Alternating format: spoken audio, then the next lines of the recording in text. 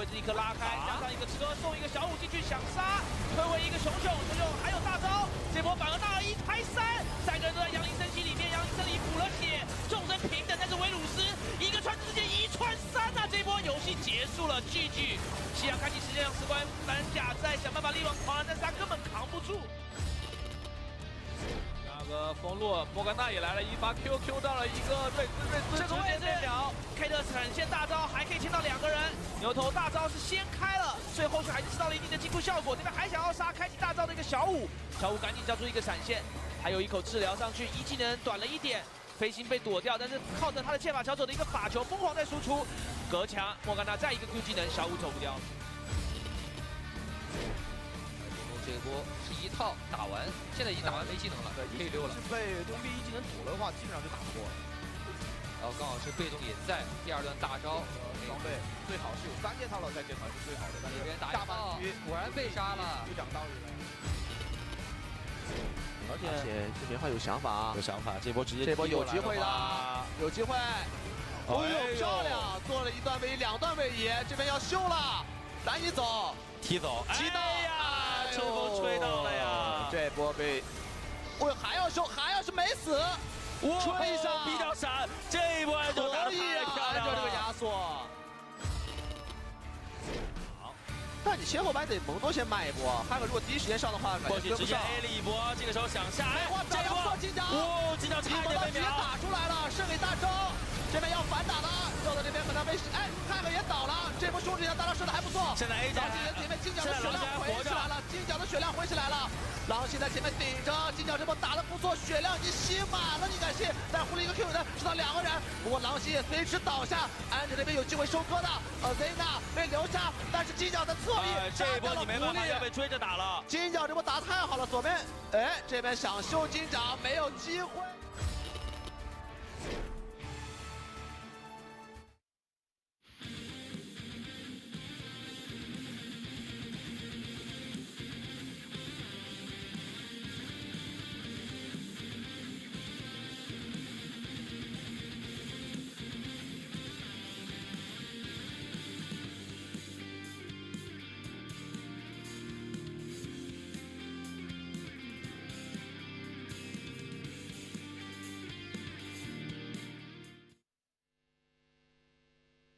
这一场赢下来京东的话，我们是确定东部的第1嘛，所以其实对常规赛还是没有什么特别的感觉，因为我们春季赛也打的，也跟这个赛季差不多的好，然后成绩也跟现在差不多嘛，所以我们并不在意这个常规赛那个表现，我们一定要这个表现那个弄到是在季后赛的上面，然后就是很好的状态去发挥所有的比赛就可以了。 Well, you heard it from Rookie right there. We're going into our second setup today. It's going to be Invictus Gaming taking on JDG, our match of the week. And Rookie said it best. They had the exact same experience during Spring Split.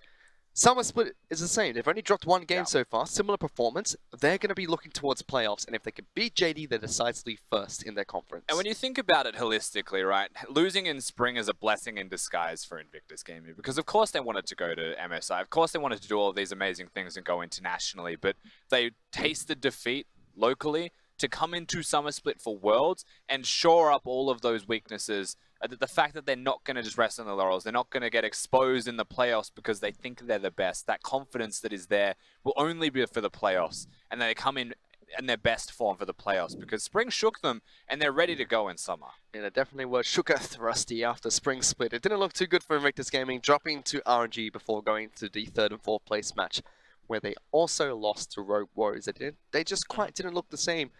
Without the shine in the top lane. But when we look at these two teams, you're always going to be looking towards the mid lane to start, because Rookie is the star of the show right now when it comes to Invictus Gaming. He is the best mid laner in the LPL, and it's not like he's up against a terrible opponent. He's up against Yagao, who is a great mid laner in his own right. And to be clear, I actually think that Rookie's the best mid laner in the world, not just in the LPL. I actually just think that he is currently that good. He will put his team on his back and his team is full of superstars. So that says a lot about how he is currently performing. And when you look at the stats of him right now, his KDA is second, his kill participation is second, but he's only bested by people in those roles that are in off roles. So if for kill participation, he's beaten by Maestro, who is a support main, who plays with Snake and only does funnels. So of course he's got high kill participation. And that's the only person that's beating Rookie. And for KDA, it's Zatai, who plays Darius in the mid lane and beats people down in that role. So Rookie, respectively, is, as far as I'm concerned, #1 in every position, besides that damage percentage. These are also players who have only played, what, a handful of games in the mid lane as well. Rookie's been playing the entire split for Invictus Gaming. Exactly. I mean, to contrast that as well, Yagao, his stats aren't very influential as to what kind of a player he is. You'll see that a lot of his performances there aren't very high in the rankings, but the thing with Yagao is those intangibles. It's not that his stats are amazing, it's that his team fighting, it's that his cohesion and his synergy with all of JD is incredible. It is. I mean, he's got to show his prowess on a couple of his comfortable picks. Azir coming back in for him. We've seen what his Zoe can do, and even his LeBlanc looking fantastic for JD. We always look at him as being the man who sets up his team for success, but when he gets these signature picks, he can be the main carry as well. And when you think of Yagao, you think of Zoe. That's always the way that it's been now. He has got the OG Azir throwback from earlier that he's been able to bring back, but at the same time, he's also got counters to his own champion pool, which is something that makes him so scary to deal with. Like, he's got the Zoe, he's got the Yasuo to counter the Zoe, got puppets going on behind me right now. Why not? But he's also got the LeBlanc, which he can use to counter the Yasuo, counter the Zoe. So as far as I'm concerned, he's actually a very well-rounded mid laner in a specific style. And if you look for anyone to take on Rookie and give it his best shot and maybe be able to take it to him, I would say it's Yagao. I'm getting so distracted by the big dog. Yeah. It's a bit inappropriate of a zoom in for that puppet, but let's focus on this match. You're right. He is the whole package for the side of JD right now. It's crucial to their success. We often attribute it to the synergy between him and Clit as well. They work very well as a duo. Same for Invictus Gaming. Ning is a crucial piece of the puzzle because all of their lanes are so aggressive. Ning has to make sure he can facilitate the aggression coming out from their lanes. I mean, absolutely. If JD Gaming are known as an early game team, because they always have been, they've actually slowed down. IG are the early game team. So relatively speaking, I actually say Rookie and Ning, very influential in this game. Because if Clit and Yagao get rolling, then JD can play whatever style they want. They can succeed doing exactly that, and they look unstoppable when they get a lead through that early game, through the mid and jungle. And one thing we always talk about when we look at Invictus Gaming is the top side of the map for them, because during Spring Split, it was a big problem when they lost the Shy. We've always said that Duke is not the problem for the team, but he hasn't been the solution for Spring Split. Summer Split, they've been playing with They've been playing with Duke a lot more. Yeah. The Shy has taken a back seat. He's substituted in a couple of times, but hasn't been the main starter for the side of Invictus Gaming. The Shy only really came back from Rift Rivals, so we haven't seen him for a long time now. Remember that the Shy, if you don't watch a lot of the LPL, he got injured, a wrist injury, he disappeared. And a lot of people will come into that, and IG took RNG to 5 games in the playoffs. RNG eventually bested them. RNG went to MSI, they won the tournament. Everyone there is like, you know, a big what if? What could have happened if the Shy was playing? Could they have beaten RNG? Could they have actually won MSI? And we don't know, and we'll never know. But what we do know now is that the Shy has returned. He has returned mostly to form. It's very hard to say definitively just yet. But he's fighting with Duke.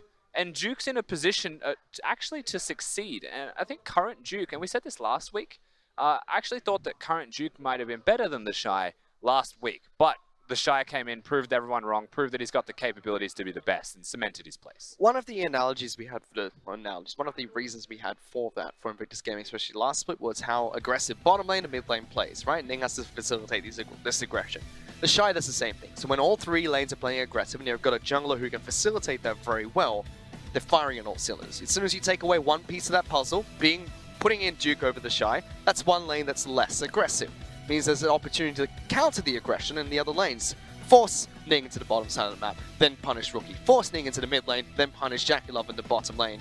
But it seems like over this split, as well as the off-season during MSI, and throughout Rift Rivals, they've adapted a lot better with Duke in their roster. And Duke's also been playing the carries. It's not that the champion pool is vastly different between the Shy and Duke. It's that the one intangible that is always there when the Shy plays over Duke is that you have to ban things away from him. Usually if the Shy starts, you ban in the cannon, you ban in the Gnar, you know, you have these pocket things. Away a lot. Things that must be removed from him where suddenly Duke, you get better bans, you get a better draft, and you feel better against them. It's the same fight for JD though. Zoom cleared Yakao, Loken, as well as Luma will be starting today's match. And you cannot discredit the rest of the team flanking Yagao. They are superstars in their own right as of this split, and their opponents Invictus Gaming. It will be Duke starting there in the top lane, Ning in the jungle, Rookie mid with Jackie Love and Baolan rounding out the bottom. So the owner has had his 2-game wonders, picked up 100% win rate. He's going to be pretty happy with that, but now it's all business for Invictus Gaming. A win here against JD would secure them as the first place team from their conference. And you'll see that whilst we saw Yagao's stats before and they weren't flattering, the team stats from JD Gaming are still pretty solid. Of course, goal difference at 15 minutes, that's usually the key number here. For IG is 15 minutes in the game. If they've got the leads, they pretty much snowballed the game out. But JD have proven that they can keep up. They're not getting the champion kill levels, but they are winning team fights. They're controlling the map, and they are utilizing their champions and their playstyle very effectively. One statistic that did surprise me there is Invictus Gaming winning the most team fights out of any team in the LPL, because this is where we've historically looked at Invictus Gaming and said that's their weakness. Team fighting is where they're the weakest. Yeah, definitely. I mean, IG have always been the type of team that, like, in spring, we should speak towards more than anything else, where you would look at them and say, we don't know if they can team fight, because they haven't needed to ever team fight, simply because they win lanes. Ning just accelerates the winning of lanes, and the game's over, but then they bring in Duke. And I think that's the one thing that Duke has provided to them where they otherwise didn't have with the Shy. It's that IG have become a better team fighting team, and that they've actually been able to play better in the 5v5 sense. So if they can integrate the Shy into the Duke's current style, then I think IG will be the best team in the world. But that is a hard thing to say, and an even harder thing to do, because of how conflicting Duke and the Shy can be. Yeah, I'm really curious to see how well they do with the Shy, especially if Invictus Gaming can take it all the way to an international event like the World Championship, because we've seen how aggressive they can be in the LPL. Then unfortunately during Spring Split, the Shy had that wrist injury and couldn't play during the playoffs itself, where they still almost took it to RNG, the current MSI champions. Yep. We looked very close in that best of 5 series, went all the way to 5 games. If it was a different day, a lot of times we said that IG could have won 4 of those matches, potentially against RNG. It was very close in a lot of those games, and that was with Duke. So I'm really curious, not only if they can use the Shy to adapt to Duke's playstyle, or what if the Shy just plays the way he's always been, super aggressive, and the rest of IG do the exact same thing and dominate the competition from the get-go of their matches. It's always a what if in this case, however, because Duke is going to be the starter today against JD Gaming, and to me that actually does pay some homage to Duke and his current performance, because I do think that Duke is currently having a very good season for himself, playing out of his mind currently and taking down some of the best in that top lane. And it's not going to be an easy feat to take down Zoom, who has been having a very good split of his own accord. And he is a top lane player that does love himself some solo kills. So when you really put that into context here, I think the top lane will have a lot of action. I think mid lane is definitely still our superstars and the pivot point of the map, but that top half of the map is going to be incredibly powerful as they go against each other aggressively and the junglers get influenced. So a few weeks ago, Clement said that JD are the best team in the LPL. And since then, they've dropped 2 games in total after cross-conference, or during cross-conference I believe they lost 1, then dropped 1 coming out of it. Still looking like one of the best teams, and if things go well during playoffs, if the stars align, this could very well be our finals. It could be Invictus Gaming taking on JD. What is it that has made Jindong so good? Because Spring Split, they were middle of the pack. They barely scraped into playoffs. Coming into Summer Split, they're a force to be reckoned with. Well, they added Loken to the mix towards the later half of that Spring Split and started to look really good. You would feel like from watching that it was just a matter of time until JD found their ceiling. And we had no idea what the ceiling of JD Gaming looked like. But the short answer is that their teamwork, their cohesion as a 5v5, and their overall team play has been massively improved and is a major part of why they are such a dominant team. Well, already a lot of respect being thrown out by JD in the first pick of ban phase. Akali being banned out against Rookie, Rise being taken away, and Braum being banned out against Balan. Some very targeted bans coming the way of JD. Side of IG, they're going to be pretty relieved with Akali being taken away. They don't have to ban it on the red side this time around. Rakan and Camille, the 2 bans that come out to start the match. And I was curious to see if it would just become a red side staple alongside the Aatrox, but what's curious is Aatrox was a ban, whilst the Akali was on blue side. So JD, no hesitation, they will pick that one up. Now, I would expect that it actually goes to Yagal, and I question if he can play the pick firstly, because we don't get a chance to ever see it. I assume he can. And if he can, Rookie's definitely got something cooking up. Has to be. There's no reason to give over that pick, but they do.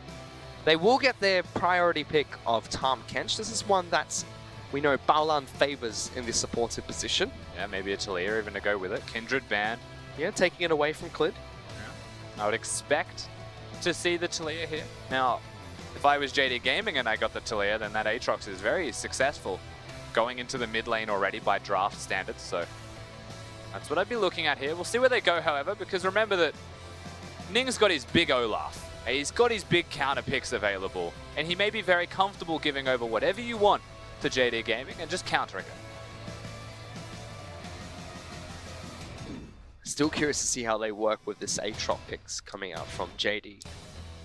Being locked in as the first pick, Varus has been picked up for the side of Invictus Gaming as the AD carry of choice. That's a very early lock-in of Misfortune for Logan. Yeah, it's early, but he does know what his lane matchup will be, so he knows that into the Varus and the Tahm Kench, he wants to go for the Misfortune. Now, Varus, I would expect, may even see that and consider going for lethality, but not an easy time to go against the Misfortune as a Varus if you match her in auto-attack range, where the lethality can outrange her a little bit, and that may be the advantage you look towards, but even then, the thing the Misfortune provides that a Varus doesn't is team fighting strengths, because they'll both be lethality. So, caught between a rock and a hard place, I would say, is Jackie Love through the Misfortune pick, as more aggression follows with it.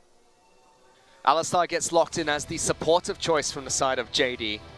Then we're going to get that Jace lock in for Invictus Gaming. That's not going to be the Shy's pick because he's not playing today.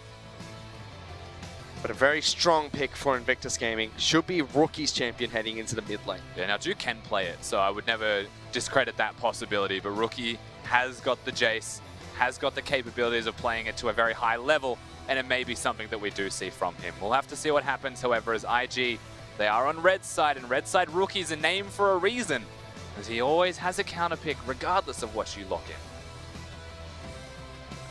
Olaf being banned out, Trundle being taken away by Invictus Gaming. So jungle bans are the name of the game during the second ban phase. Talia has well been taken away by IG. Clid and Ning will be forcing some different champions going into the first set. Bunch of junglers to be seen on the second ban phase, and a couple actually through that first ban phase as well. So the rivers are running very dry as junglers go, with a fourth jungle ban to be focused, and IG getting the first pick here. JD better have some deep pockets available for Clid. Now the one that always sticks out like a sore thumb to me is Lee Sin. I have a feeling that that may be something he considers, given that they've got an Alistar and an Aatrox already locked in, and they're pretty burly men already. Potentially, but we do start with Jarvan being locked in as the jungle pick of choice for Ning. Rusty, you're a prophet at the moment because they're hovering over that Lee Sin pick. Bro, it's just Clid. And there we go, locked in for Clid in the jungle. Java was locked in from Invictus Gaming, not the first time they've run with this pick during the season. Was quite well known when they had the big Wombo combo with Kennen in the top lane. But more importantly, Clid's a Lee Sin god. There are He very is. few people in the LPL that will pick up this Lee Sin and you get an extra vote of confidence from. Flawless is one of those players that had a very good Lee Sin. Clid is the other. And those two, even when he's off meta, we're finding opportunities to pick this champion. That's the reason we bring it up, and that's a big part of why they're able to lock that in. It's confident, it's comfortable, and it's exactly what Clid wants to be with all these junglers banned. And he's against the Jarvan, so he's in a matchup he can take them on, and his opposing side have got all squishies. And Lee Sin could have a field day. He could have a field day, so let's see what they can do with that pick. LeBlanc even being picked up by Yakao in the mid lane for JD. Syndra for Rookie, Jace in the top lane. This is going to be a bloody matchup. Even Zoom going for the Aatrox pick. Not in the mid lane for Yakao. No, so that's the thing. They reveal their hand early here, JD. They didn't get the counter in mid. They knew that Rookie would. So they picked themselves a LeBlanc opposed to the Aatrox in mid. Could very well have gone towards either lane, that Aatrox pick. However, that does give the Syndra to Rookie. And if ever there was a pick that Rookie wants to get himself, Syndra is one of those. Right there in his wheelhouse, one of his most played, one of his best champions. And he has a unique master on this pick. Not a lot of mid laners go towards Syndra. When Rookie picks it, you know he means business. He does. Let's see what Rookie can do with this pick because, I mean, it's just one of his signature champions. Assassin against Assassin in the mid lane. You've got Jace in the top lane against Aatrox as well. Duke gonna try and take it to Zoom top side of the map. Aggressive junglers, Lee Sin against Jarvan. I don't think we could have asked for more, Rusty, going into the first game. I really don't think we could have, honestly. I mean, JD and IG, they're an early game aggressive team between the both of them. JD have slowed down recently, but you know they could very easily go back to their old roots and have that level 2 all-in style. So to see Clid pick up that Lee Sin, very much indicative of a flavor hit here, perhaps changing from the side of JD Gaming, where Invictus Gaming, I mean, you think about their team composition, you think about their team style, they are known as the win lane, win game composition. Yes, they are. And the win lane, win game team. And that's exactly what we're going to see from them potentially here, with aggression across the board. Both teams going to try and fight fire with fire here. JD historically haven't been too good during the mid game, but they've cleaned it up recently. And early game is where these two teams have always shined. It's getting onto the rift, that's where the action will take place. Early game competitions, lots of damage from both squads. No tanks to be seen besides the supports. It's going to be a bloody festival. And where better than to have it at the LPL. Let's get onto the rift for game 1 of this best of 3 series.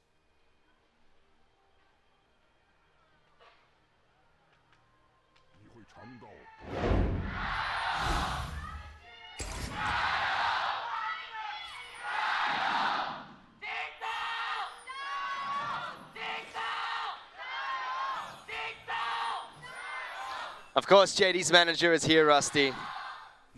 LGD's not here, stop it.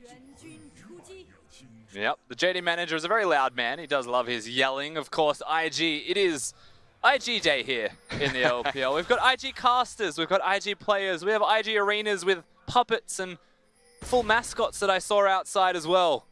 They're all here in support of the organization this time as IG take on JD in a battle of first versus second here in Shanghai. It's a good day for them as well, because if Invictus Gaming can pick up the win, on their fan appreciation day, that would be them taking the first spot, securing themselves a top 4 finish in the summer split of the LPL, and getting the much deserved semi-final bye. JD are still trying to hold on to it. Already though, Rusty, got a couple of plat players coming in for the side of Invictus Gaming. Yeah, let's talk about the runes first, because they'll be on here for a limited time only. Jackie Love has committed himself to the on-hit Varus build. Yep, If you look at his opponents, there is a lot of in-your-face melee type bruisers, so it's okay to go for that choice. I did say perhaps the lethality, but his choice is not necessarily just for the laning strength itself. Also, it provides a lot against an Alistar. It's also the team fighting capabilities. You still can go towards the likes of Comet.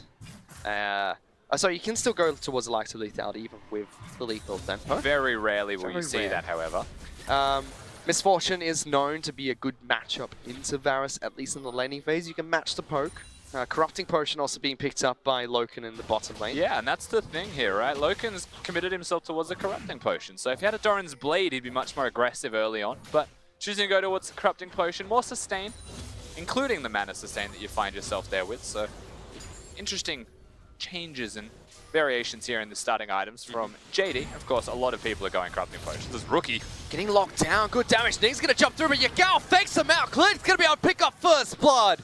What a play from JD in the mid lane. Yeah, very good stuff from JD. They were the ones starting the play first, so they're also the ones who pick up that kill. Nice try, Ning, but you're at risk now. Taking some damage, but sidesteps the chain. Clid's going to follow through, gets a good slowdown, has a shield as well. Ning going to try and fight this one through. Clid wants to try and chase him down, but very low, jumping from Ning. They still get the kill. 2-0 to JD. And the Triumph clutch there from Clid, very well navigated. They know the exact cooldown timings of that Jarvan flag drag. They work their way around him. They play Ning for the fool, and they try and make him think he's got those kills. And boy, did Ning feel that way. He is absolutely ruined. And as much as we can say, you know, talent for talent, yes, Rookie, best mid laner in the LPL. You said probably best mid laner in the world. Ning as a jungler, probably big, but look at this big fight, top lane, Zoom, getting good damage up towards Duke. But when it comes to a duo, Clid and Yakao just stand out on the LPL, and they showed why right there. They did it very early into the game as well. Not surprising that Lee Sin can get early game ganks off. Top lane also winning of its own accord, such is the way of Aatrox. So through all of that, Clid getting topside control does mean that he finds opportunities to get those ganks off. Now you'll see him move towards top lane. He's venturing up.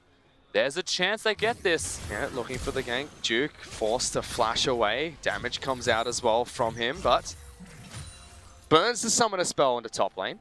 I've always found from watching JD Gaming play that one of their biggest strengths, nice little cancel, is their ability to play around Clid. You know, when a jungler ganks, often people will say, I'll bait, and it's just that simple. You kind of let the lanes go.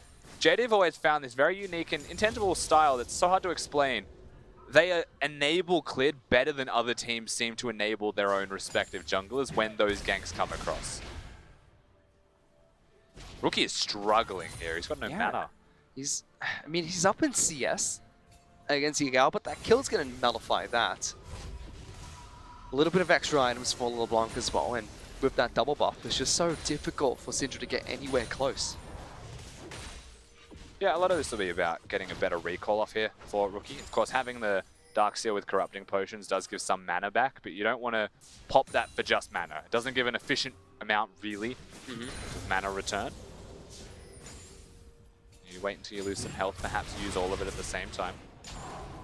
He's trading okay, but he's going to run out of mana pretty much as the wave crashes to the turret. So for Rookie, not in a very good position. And what this really means is that, well, as Rookie, you know, he'll be okay, he won't die. Clid's unlocked because Yagao has control. It's great for Clid to be unlocked. Remember, Yagao, yes, he can be the carry player, and he has been a lot recently for JD, but he used to excel in setting up his team, and Clid is going to be one of those players that he frequently sets up.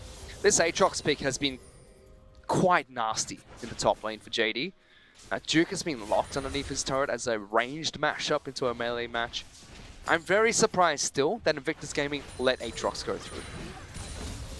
It's always going to be a surprise when you see it. Usually that indicates that either they've been playing very well against it in scrims, or they have a strategy to counteract it. And I do think that Jace is a part of that strategy. Aatrox did receive some changes, some touch-ups to make him better in the late game, and less strong in the early game, but he's still powerful. You can see how as soon as the gates get thrown down by Duke, he's able to get away from that zone that Zoom is able to throw down, trying to pull him back. Zoom was ready to biff, though. Yeah, he was. I mean, he had his ultimate used. He had Clid waiting for so long, had the ultimate used nice and early to make sure that if he did fall underneath that turret, go invulnerable. That was a super early use of the ultimate, and now that's going to come back to potentially hurt him in just his laning phase. So Clid being up there, trying to get those ganks off, respectable, does give control of the jungle. Now pushing towards the second spawn of this red buff. He's even got a level advantage over Ning as the smites go.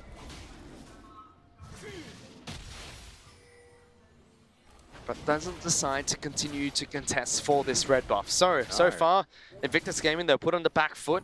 I think the person who's had the worst end of this has been Ning. He's been a level behind Clid. He's on Jarvan. That's a jungle champion that if you fall behind, it's going to be quite difficult to find a way back into the match. Rookie's been holding on in the mid lane. I mean, Yagao definitely has the edge, but Rookie's been okay. Oh, again, Rookie's going to be perfectly fine in that middle lane. It's more that, like you mentioned it already, Ning is the one who really feels the pain of it. But he feels the pain because mid lane has control. And mid lane has control because they won the 2v2, and Rookie has to run out of mana just to control the minions. So you can already see it on your screen right now. Rookie has 0 mana to his name, he has to recall. He's not getting blue buff because JD pressured IG at the red. So they know exactly where Ning is, and they're able to go give their blue to Yagao, and he now has control of mid. So it's these little details that, whilst they're not really spilling over into major leads just yet, they could be very easily if JD find that little extra success on a play. You were right as well, by the way. There's plenty of thumbs up coming through. In the sense that we'll see on-hit attack speed Varus being picked up. Vamp Scepter probably means that's a Bilgewater Cutlass in the making. Blade the Roaring King later on. Loken has gone for 3 points in Make It Rain, the E ability of Misfortune. Yeah. Going towards lethality nice and early. Most Misfortunes we've seen are maxing E over W over Q now, so you're not even touching the Q at all. That one's a little bit surprising. With the lethality build, 2 lethality items into Black Cleaver does give you 40% cooldown reduction. That Q. The cooldown is low enough at that point to proc Sheen every single time. But it's proc Sheen? Yeah. If you were to pick up a Trinity Force of Misfortune, you could proc Sheen every single time your Q is up. You too could proc an item that no one gets on Misfortune. Hey. With the low price of 40% CDR. Sometimes I like to pick it up. This is why I'm stuck in plat. Teleports towards the top side of Varus. JD's been able to push a few minions in. Good clear coming out from Duke. Great damage on the Clid. It'll be a cancelled teleport though. That was Baolan swapping out for teleport to try and make the fake towards top side of the map. But Invictus Gaming's top lane turret has taken quite a beating. I like that a lot. Now, what does have me wondering is why Baolan's heal is suddenly on cooldown, and I wonder if that was the unsealed spellbook or if he misclicked it after he cancelled the teleport. By I feel like the button. I feel like there was a little bit of a misclick there. But we'll see. It does actually seem like it's a lower cooldown than the heal itself, just based off watching the grey move. Nonetheless, IG will be fine in this bottom lane. Of course, we get to see. I assume those are patch notes. Yeah, these were the changes in 8.13. I don't remember exactly what they are, and I can't read this very well. Either way, what we know is that the changes gave him a bit more late game. Yeah, okay, so it's ban rate. After 8.13, not the patch notes, after 8.13, there were 185 games played. He was banned in 183. So 99% ban rate of Aatrox. Yeah. There's a reason why. That pick is way too strong. Rift Rivals proved it already, and that was before the hotfix. Yeah, where he got stronger. Where you go? Yeah, Reddit. It's Reddit's fault. Reddit, what was it? They were calling him worse Riven. Turns out. Okay, to be fair, he is kind of worse Riven in that he's clunky. And Riven feels better, but he's better Riven. I don't know. He's better. I just feel like Aatrox got such a big sword, right? That it's almost like a hammer. You've got to throw it down. Whereas Riven's got like this tiny broken sword she can dash in with a bit of finesse. You know, that's why it feels clunky, because he is clunky. So, smacks you with big damage. So, Riven feels better. So he is bad Riven. No, he is strong Riven. Okay. Riven is fast Riven. Sure thing, Fish. Thank you for proving my point. I proved my point. You're wrong. Back into this one though. Yes, we have gaming is JD. We've got some item spikes actually coming across from IG. Jackie Love, the one that sticks out to me, alongside Loken. So both AD carries having first items completed. Now, if ever there was a time to start making moves towards objectives, you would say those first items on ADs are a great time to do so. However, a lot of these team styles, IG will be the first one that I'd want to highlight, like winning their lanes. They like extending that laning phase. Ning comes to lanes more often than laners go to jungle. Top's going at it. Good damage against Duke. Locks him back as well. Zoom comboing that quite well. Forces the flash out of Duke once again. And if this is something to deal with Aatrox in the top lane, I don't quite see what Duke's meant to do so far. But first of all, your range, so that helps a lot with trying to navigate around the lane. I feel like, you know, best case scenario would be a cannon for extra range and CC, but I think the Jace pick isn't strictly for, you know, handling the laning phase from level 1 to 9. Some Jaces, I think most of them now actually go towards Blade of the Ruined King as a second or third item of choice. That may be the direction he goes, and once that's completed, he has got a lot of sustain. Jace also scales incredibly well in those side lane split push if he goes Blade build, when Aatrox, not as much. Plenty of aggressions though, aggressions. Plenty of aggressive champions picked up by both sides, means we should have a very aggressive match. But besides the mid lane play that we saw earlier, It's running very low.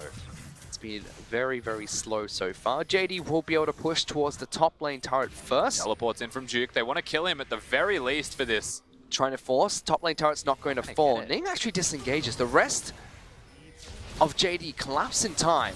So Zoom's going to be collapsed upon by Duke, takes some damage, just knocked back slightly, but they save the turret at the cost of a teleport. Now they do it, yeah, you're right, they teleport in. Now Clid being there with Yagao is something that deters a lot of that attempted pick potentially for IG. Ning being in the area, having the flash, having the ability to go forwards. Unfortunately for him in the Aatrox versus Jarvan interactions, there's a lot of ways out of that ultimate. So they're not able to lock him down, not successfully enough between a Jarvan and a Jace. Anyway, I have to call it a day because Clid was hovering around, doing what he does best.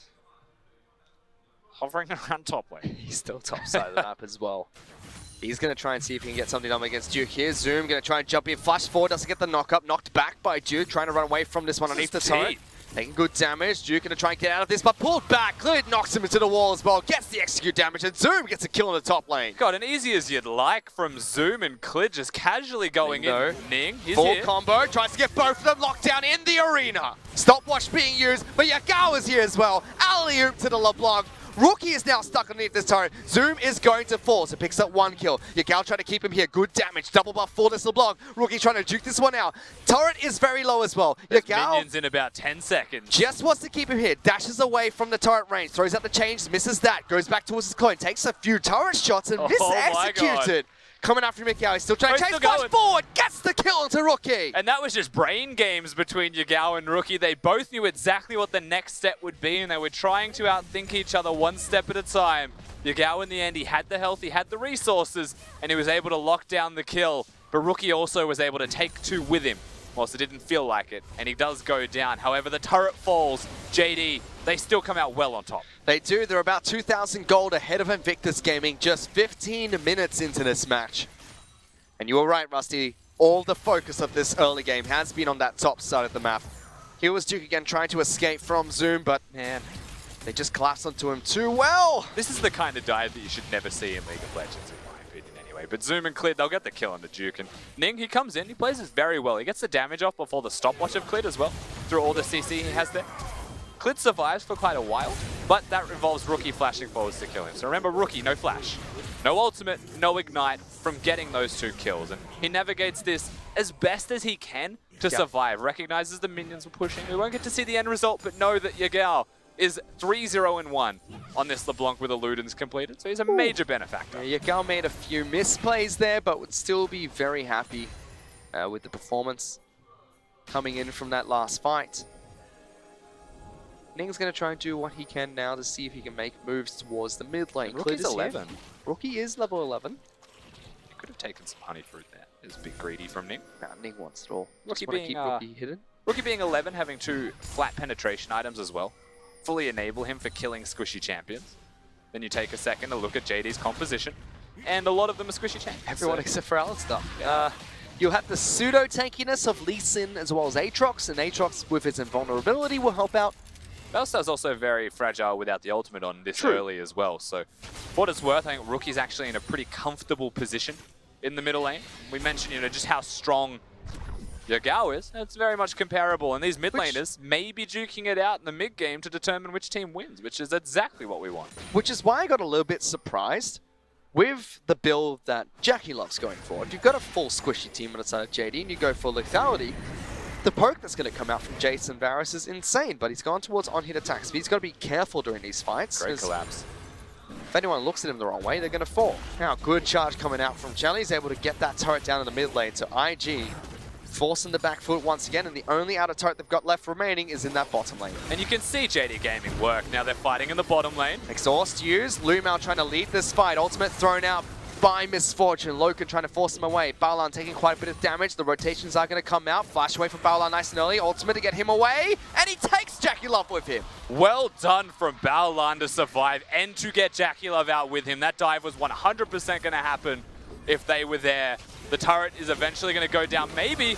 Ning with a big Cataclysm locks down 3. Clib will be able to pick up that kill. Now it's going to be IG still looking for this fight. Aatrox, good damage. Yagao has the flank, dashes in, gets the turret, and the follow-up comes out from the rest of the team. Trying to lock them down. Clib forced away. Good lockdown from Baolan, and Jackie Love gets that kill. IG do fight back, but they've already lost all of their outer turrets with that play. Sacrificial Lamb is Lumao, jumps in, just going to die. Double kill picked up by Jackie Love. Someone has to die. The Ocean Dragon's also there for IG if they wish, but it's a very difficult thing for them to achieve when they could be pushing lanes and getting turrets down instead. IG, they're able to bite back. JD are still the ones pushing forwards, though. They're still the ones getting the turret and controlling the map. I think that was just a lot of an overreach from Clid, seeing red after the turret was taken down and perhaps seeing an opportunity. We'll get to look at that again because this was such a good macro play coming out from JD. Nice play from Baolan to get away. It was sick, but it was a little bit aggressive, it seems. Yeah, so Ning actually tries to go for the engage here, and Clid just says thank you for the alley-oop and kicks him out and takes him down. So that's his free escape route here. You'll see that from the... Actually, that was a very weird interaction. I'm really confused now, and I'm not sure what did it. Either way, Yagao comes in, he'll secure the turret. Clid tries to follow the Q at the same time, and then ward hop to safety.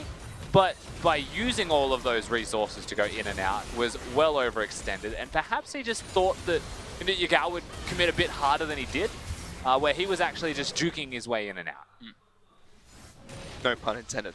Duke in this match, he's picked up his Youmuu's Ghost Blade, going towards the Black Cleaver next, it seems. I just can't get over how much damage these two teams are packing going into this match alone. I'm very impressed by JD though. JD have played this game solid from start to 20 minutes into this match. I mean, a couple of mistakes here and there during these skirmishes. I mean, the only real mistake is bottom lane that stands out to you, right? When you really think about what JD have been doing in this game so far, they unlock top lane, that's their winning lane. They bring top lane mid with Herald, which is a great way to get the turret, and they do. And then they bring all of that towards bottom lane and break the turret down there. You cannot fault JD for making any kind of incorrect decision regarding that, besides that they maybe overstay a little bit here and there, besides that they may be a little bit too aggressive here and there. Right. Ming's actually looking for a gank in the mid lane. Loken and Lumao are both here. No flash available for Misfortune, so it's a very immobile champion at the moment. Lumao does have his ultimate available on Alistar, so we can take a beating for a short period of time, and Rookie is slowly looking for these flanks. They're trying to clear out these wards. Doesn't get stunned. Good ward hub gets him back to safety. Clid's too clean, bro. Clid's Lee Sin is one of the cleanest Lees you will see in League of Legends, and the reason I even say that is I think back to his 50-minute fights. And if you remember Meteos at Worlds in 2016, that's the kind of thing Clid is able to do on the regular. He makes other Lee Sins look quite bad in comparison to himself. Then again, it's the LPL, so I might just be numb to Lee Sin plays. There's so many. We had OMG, and it seemed like for a long time, to be an OMG jungler, you had to be able to play Lee Sin and only Lee Sin. Then we had Flawless go on his crazy run for Rogue Warriors last split. Yeah, like the 6 games in a row before it became perma-banned from him. Yeah. He only dropped the game very late into the spring split as well in Lee Sin. Get a chance to play it for a lot of that time. Yes, Clid was also one of the other Lee Sins during that period. Yes, he was.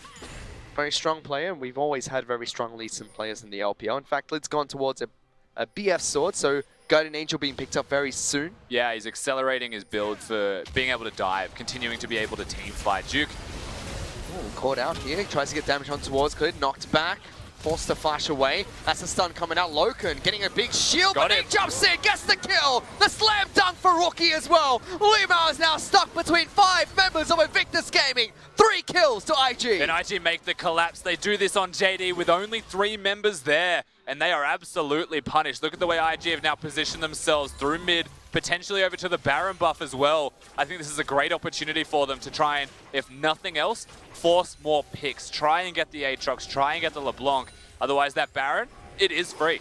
They're going towards the Baron. Let's see if Invictus Gaming can do it. They're up against an Aatrox and a LeBlanc. No teleport from Lumao, Loken, or Clid, the 3 players that died in that last skirmish. Zoom's looking for it, trying to dive it towards this pit. Wants to get damage down, locked down by Rookie. Going to be able to crawl away from this fight. Yagao jumped in for some damage himself, but Tongue Lash and Baolan eats him up.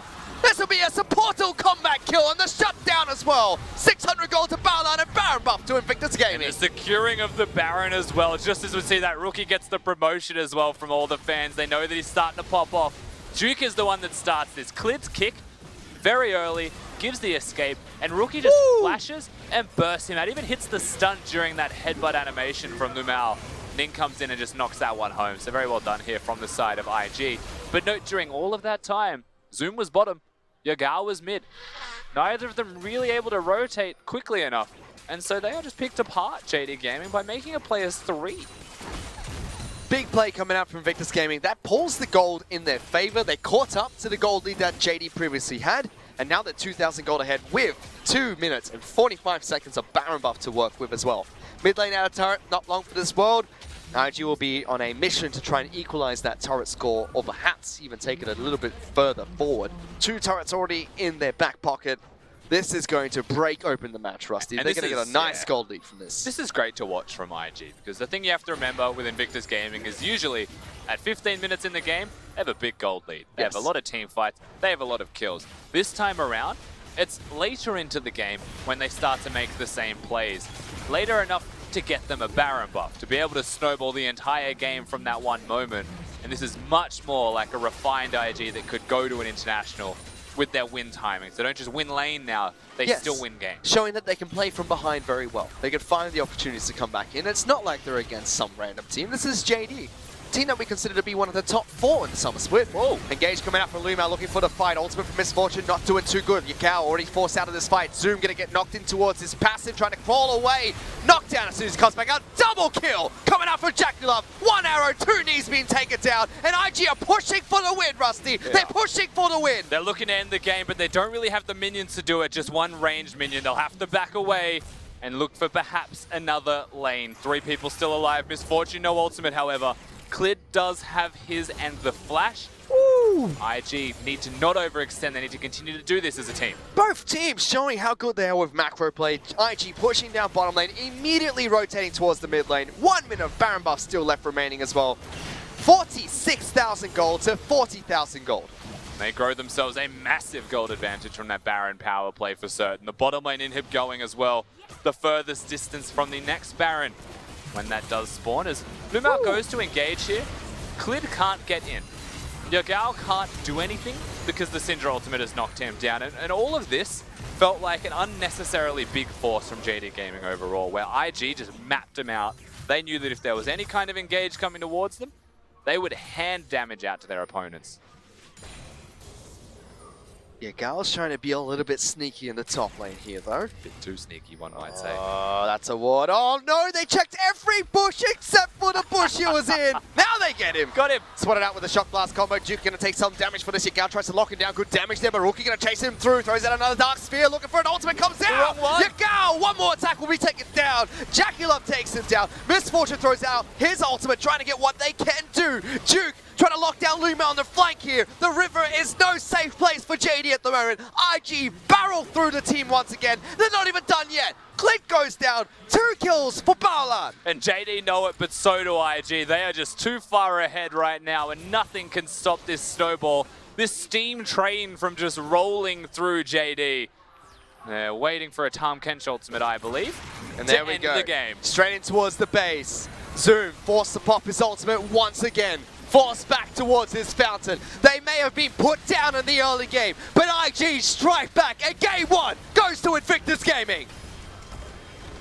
Invictus Gaming down but never out through that first one. Proving once again why they are #1 in their conference standings and why JD sit below them at #2. That first game victory was meant to be something that JD started to snowball in. They had the Aatrox, they had 1 lanes.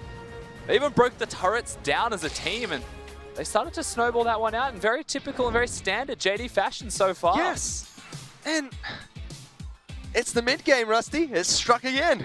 JD, this is where they were the weakest. 20 minutes into the match is where they lost the gold lead they previously acquired. And although we say, you know, they've cleaned up their play, they've cleaned up how they work around the mid game, that was another sign of their weakness. And honestly, it was just clean from Jackie Love and Baolan in the bottom beautiful. lane. They held the lane fine. Baolan shows his mastery of the TK at certain moments. Rookie, even though there were points where Yagao was controlling him in the lane and he was running out of mana, he was still there and he was still relevant when it came to the most important times in that game. And Ning, whilst he was controlled in the early game, whilst he was bullied and pressured out by his opponent, he was still there to deal the damage in the team fights, and they were always at the right place at the right time. That was only the first few kills as well. The first 2 kills that Clid and Yagao worked together to pick up against Rookie and Ning. And both of those players knew that they were playing from behind, but they didn't let the lead go further in JD's advantage. They understood they had to play on the back foot, they understood they had to farm up and wait for the right time to strike, which they did. And when they found that time to strike, it was beautiful from Invictus Gaming. Yeah, and knowing full well, of course, that a Jarvan and a Syndra can one-hit someone. It's a risk that JD have to play around, and it's a risk that IG knew that they possessed. So they're able to utilize those champions alone and try and catch people out. The big mistakes that JD started to make after those early game advantages were not committing themselves fully to 5v5 plays, but also not committing themselves to 5v5s when the people who weren't there don't have teleports. So Yagao not being at a fight, coming late towards the bottom lane, that was the first time where IG got kills. The second time at the blue buff, they were 1-3-1ing and the 3 tried to take a fight. So those mistakes are what really cost them in the end. It was really scrappy coming out from JD. Their strategy looked sound and their macro play was good. They went from top lane to mid to bottom to take all the outer turrets down. Without that bottom lane dive, it would have been very clean from JD Gaming. Then that blue buff fight, it looked like they were trying to get a pick on towards Duke. Missed executions coming out from people like Clid. Just bought so much time, and Rookie just showing how strong of a mid laner he is. Flashing forward, making the outplay 1-on-3 during that time. able to get the enough damage onto Misfortune to eventually allow Ning to pick up the kill. You know, a lot of players, when they're on Syndra, will not use their ultimate unless they can kill someone. They'll just Q them multiple times, you know, they'll stack it up. But Rookie is one of those players that understands what the champion can provide. And in this case, he throws the R, throws a Q, and presses E to stun them all at the same moment. So whilst he doesn't kill someone, if you know your team's collapsing and you can get the stuns off, that's just as valuable. The damage and the stuns. And you'll see this for the rest of the game as well from Rookie. Is in the bottom lane. Yagao tries to go in, tries to kill someone. He knows that he can't get the kill, but he's going to try. So Rookie just ults him, and even if he doesn't get it, he's still in the fight. Yagao is not. So that's a win, regardless. Here was the fight at the bottom side map. This is where Lumao trying to make that play. Jaculov caught. Balan saves him. Yeah, look at Yagao's health bar as well. As Zoom tries to go forwards, Lumao tries to go forwards, and this engage, we said it during the game as well, that was a big force. That was the kind of force where JD had recognized the state of the game and they did not want to go down quietly.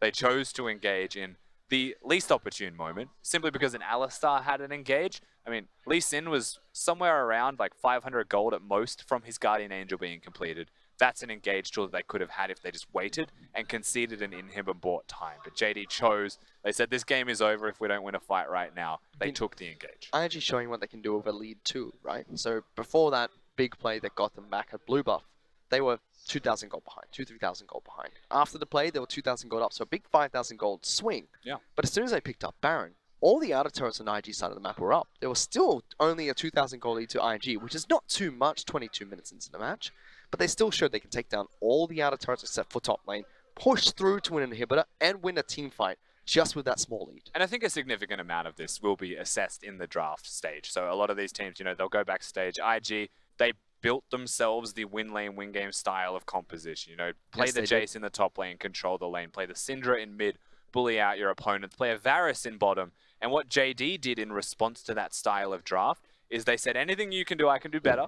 And they picked something that beats the Varus in lane. They picked something that can control the Jace, and they put the Aatrox, they chose to put it in the top lane. And then they picked the LeBlanc in mid lane for the Lee Sin LeBlanc 2v2. Ganked it early, made that a winning lane. But eventually that composition, it's not the most conventional JD style of composition, was preyed upon by IG, who just scaled up with what they were comfortable on. And then jungler from the side of Invictus Gaming, Ning, picks up MVP for game 1 of this best of 3. Ning was shut down very early on by Clit as well as Yagao, but came back, was a good assist to the team and allowed a setup Rookie as well as Duke for success. He was a resilient man. The mental headspace was very strong from him, and Ning overall did very well. Rookie was actually even able to set him up and trusted that Ning would hit them home. So did do a lot of damage, a lot of relevant damage, whilst 10.3% isn't the percentage that you'd be after as a carry. The 10 that he did was very impactful. It was. Ning was able to help his team by picking up MVP as well as the victory against JD in game 1. We're going to a break, but we still have more matches to come, so don't go anywhere.